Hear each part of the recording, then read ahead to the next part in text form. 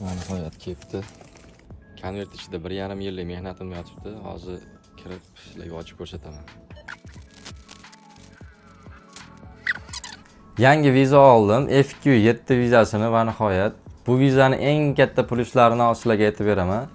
Birinchi plusi meni oldingi Y701 ishchi vizamdan siz kompaniyaga qaram bo'lmaysiz. Ya'ni siz kompaniyani xohlagan paytingiz tashlab ketishingiz mumkin yoki bo'lmasam boshqa kompaniyaga o'tib ishlashingiz mumkin.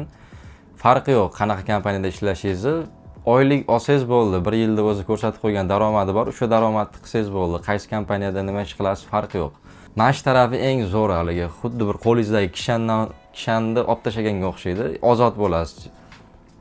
Butunlay ozod emas, shunchaki o'sha 1 yilda ko'rsatilgan norma daromadini qilib qo'ysangiz bo'ldi. Xohlagan kompaniyangizda xohlagancha ishlasangiz bo'ladi. Ikkinchi eng katta plus tarafi bu Koreyada o'z biznesingizni ochsangiz bo'ladi. Xohlagan biznesingiz farqi yo'q. Kompaniyada ishlash shart emas. O'zingiz biznesingizni ochib, o'sha ko'rsatilgan daromadini qilsangiz bo'ldi 1 yilda. O'sha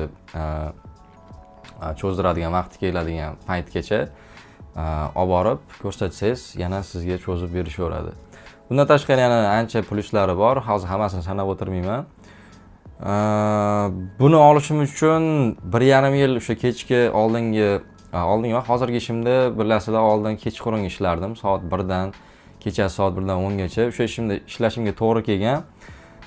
Nimaga desanglar, boshida men u ishga prosta kirganman. 3-4 oy ishlab, ishim yo'q bo'lgan paytda menga ish kerak bo'lganligi uchun shunchaki kirganman. 3-4 oy ishlab ketaman deb o'ylab. Lekin qarasam, keyin menga F2 ga yo'l ochilar ekan agar o'sha ishda 1 yil ishlasam. Shunga sabr qilib, tishga qo'yib, mana 1,5 yil ishladim. Mayda boshida topshirganini chiqib, o'sha uyimga kelib, olganimcha ham ozgina vaqt ketib qoldi. Mana bugun qo'limga tegdi. Xudo xolasa endi PR, ya'ni doimiy yashovchi maqomiga o'tadigan F5 vizasi bor. Shu vizaga ham bundan o'tish ancha osonroq. Shunaqa bir qadam qoldi desa ham bo'ladi. Shunga juda ham xursandman.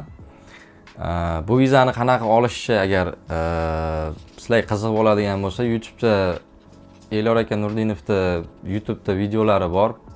Noldan o'sha polni tushuntirganlar, bu vizani qanaqa olsa bo'ladi, qanaqa plus tomonlari bor. Hammasini bitta-bitta tushuntirib chiqqanlar, o'tib ko'rsanglar bo'ladi. Shunaqa gaplar, hammaga omad.